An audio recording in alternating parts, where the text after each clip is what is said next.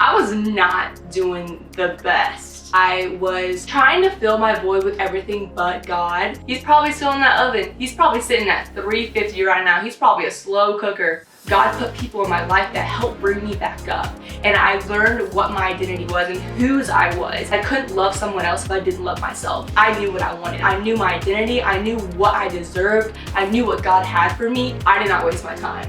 I honestly got to a point where I would rather would have been single than dated.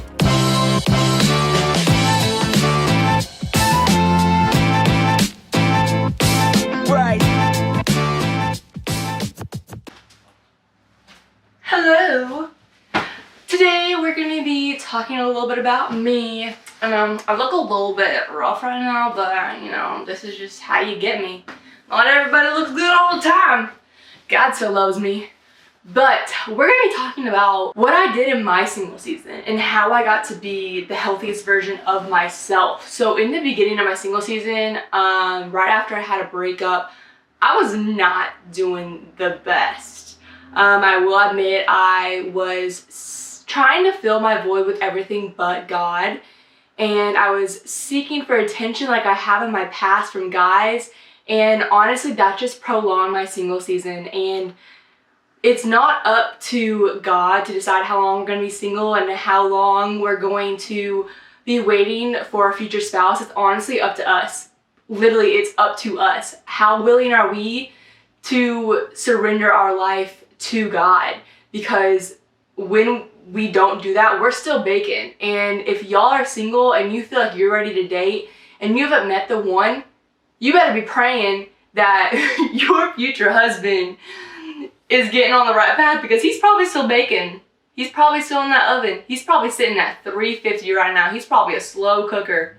But honestly, we are constantly still baking in the oven when God is trying to form us and God's trying to direct us. And when we don't listen to him and we go off on our own path, that's on us. That is completely on us. It's all about when you're going to surrender. So in the beginning of my single season, I did not do that at all.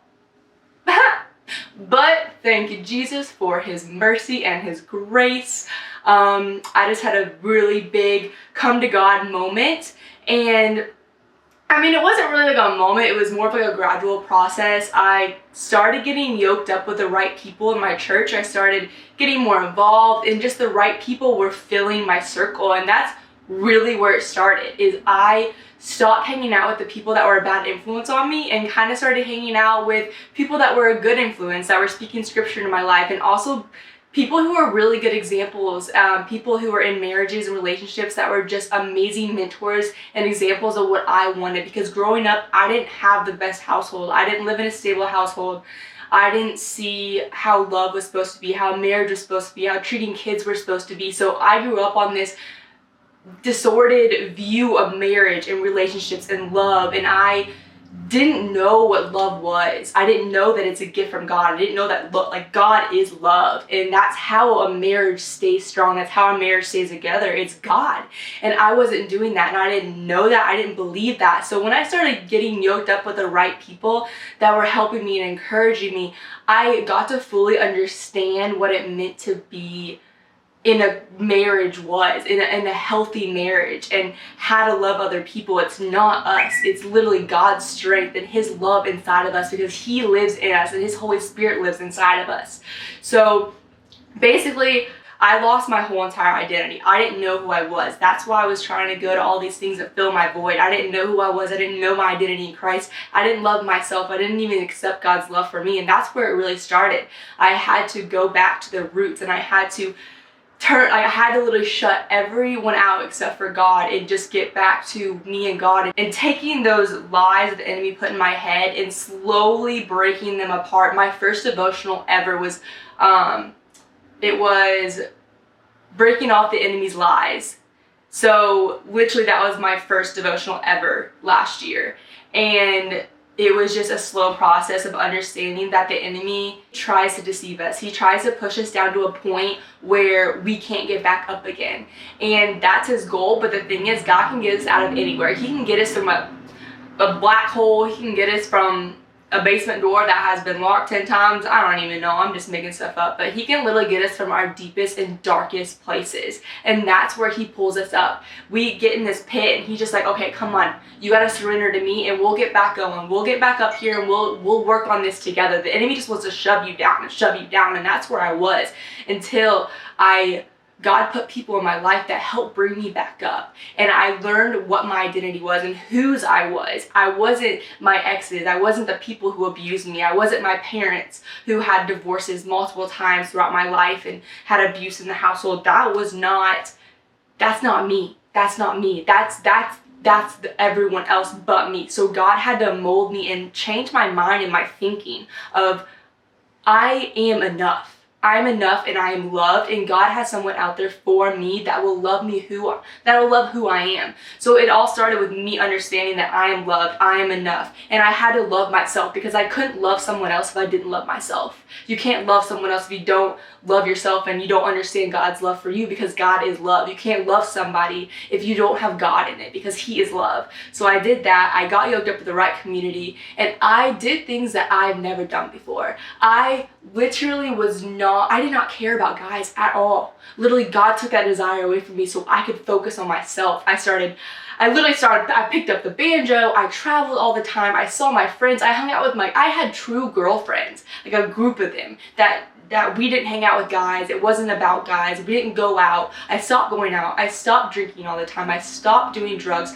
All of that. I stopped it. And I thought in my head, oh, I'm not going to be fun anymore. But literally, that year was the best year of my life. And it was during COVID. During COVID, I had this huge transformation. So basically, I learned how to love myself. I got the right community, and I honestly was turning away guys because I knew what I wanted. I knew my identity. I knew what I deserved. I knew what God had for me. I had my non-negotiables list. That's what I had to do. I had to make my non-negotiables. That's what I suggest doing before you get in a relationship. Have your non-negotiables and have your boundaries. They're gonna be changing. Your boundaries are gonna be changing. Cutting back, cutting back that way, not that way. But have your non-negotiables. I had to make my list. I got a therapist too, by the way. That was really helpful. Christian therapist, highly recommend that. Love her to death, still see her. But that also helped me identify the enemy's lies. Having a mentor. I had an accountability partner. I had a therapist.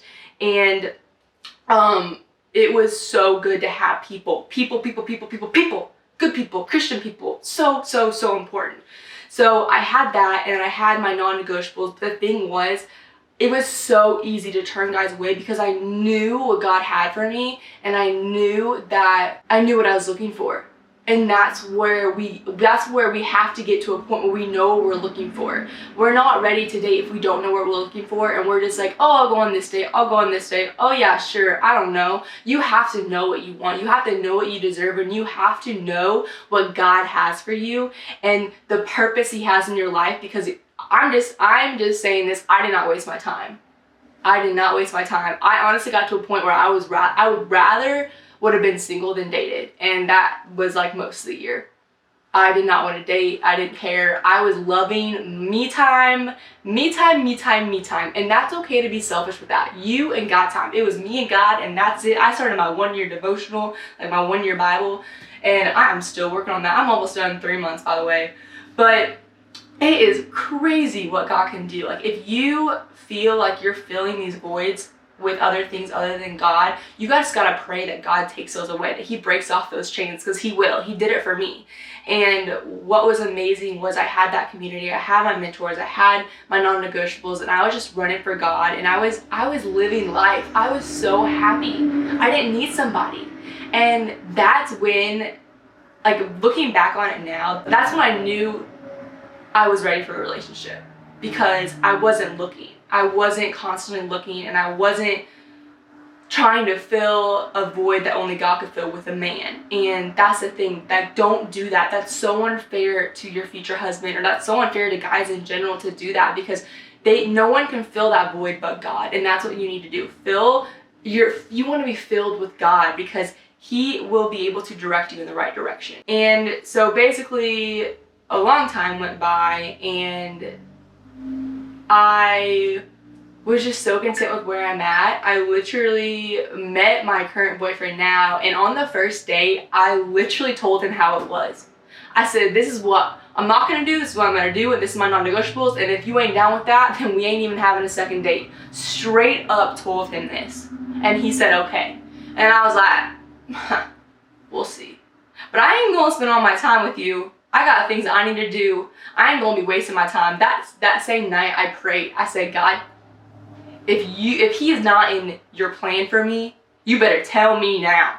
I've got out my list of non-negotiables and negotiables. I said, if anything on this list he is not filling, and then I got my red flag notebook out. I said, for this book, anything, you better tell me, God. You better tell me. I gave him a time limit. And the thing was, every single thing God confirmed within a week. As in, I was like, okay, who is his community? I know we all have a past, and I need to know what his is. Like, where is he going? What's his relationship with you? Does he have a relationship with you? Who's his community? Does he have mentors? Does he have godly figures in his life? Is he going to commit to purity until marriage, or is he just saying that? Because I am not going to risk mine. And I'm not going to be with someone that's going to tempt me. I'm not going to be with someone that is not running for God as hard as I am. And I had all these prayers and all these concerns. I even wrote them down in my notes. I had literally red flags or questions I need to ask or I need answered from God. And I literally wrote them all down. And then every time I prayed over them, within the next 2 days, God confirmed. He confirmed. I was like, okay, here's an example. I prayed, okay, God, I don't know who his friends are, and that kind of scares me. Who are his friends? Does he have godly community? Because that was so important to me, because I had that. So I was like, okay, what is his community? Who is the people in his life? I'm scared, and I don't want to be with someone that does not have that, does not have a good mentor, does not have Christian community, that's not going to encourage him biblically. And also, purity is really hard, but it is so worth it, and it is biblical, and it is how that's God's intention for us. And if he doesn't have someone that's going to help him in that, that's not okay. And I'm not going to be, we going to say bye. The next 2 days, literally one of his best friends, David, FaceTimed him, and he opened up about how he has a really good friend that him and his wife were pure until marriage, and how they FaceTime every day, literally grew up together, and how he guides him and is basically like a mentor to him and encourages him, and he can go to him for any advice. And I was just like, what the heck, God, you answered my question. That was the one thing I was worried about that. And then you literally just physically showed me that he had that, and that he had that accountability, and that he had that friendship. And then literally 2 months later, we flew to Colorado and met them, and oh my gosh, I'm in love with them. Shout out David and Kelsey. I love you guys if you're watching this, and we're gonna be really fun grandparents all together, by the way. But also, they just moved to Tennessee, which is amazing, because it's like only 4 hours instead of a whole flight away. Whoop, whoop. Now we get to hang out all the time, and I love that. I love having different couples, like Christian couples, married, engaged, dating, even though now we're the only dating ones. Hello, if you're a Christian couple and you're just dating, please. We need friends that are still in the same boat, if you know what I'm talking about. But yeah, so community is everything, and honestly, basically overall, looking back on the whole thing, I am so thankful that God brought him into my life when he did, because the thing is, what's crazy, we grew up in the same town, Bloomington, Bedford. We grew up around the same area. We have the same friends, and we never met. That's what's amazing. That's what's so powerful. Our whole life, we never met. Our paths never crossed until this year. And I firmly believe this. It's because we weren't ready yet. God's timing is perfect. His timing is so amazing, because we weren't ready for each other. We were not ready. I didn't love myself. And I needed to love myself and understand who I am in God before he placed Sean in my life. And we both have a past, and we're not virgins, but we made that decision to stay pure until we're married. But the thing is, if we met beforehand, honestly, I'm going to be straight up, we probably wouldn't be. Without God in our lives, we would not be where we are. A big reason why I'm so confident in our future and our relationship is because of God, is because we are letting God lead the way. And that's so important. I was so skeptical of relationships. I was terrified. I didn't believe in love because I didn't have that growing up, and I was scared of divorce. I was scared of abuse. I was scared of my husband leaving me. I was scared of me getting cheated on. I was scared of I wouldn't know how to raise my kids. And the thing is, all of those went away. All of those went away. God is breaking off generational curses left and right. And I pray for my husband. I pray for my future kids. I pray for my family, and that we will break off generational curses starting now. We are changing our legacy, and I firmly believe that for you. So I hope you enjoyed this video. This is more about like my single season and what I did. I know it's kind of all over the place, but it's just super exciting to kind of tell my story. So if you guys want me to share any more about this or any topics that you want me to talk about, please drop them in the comment section below. Thanks for watching.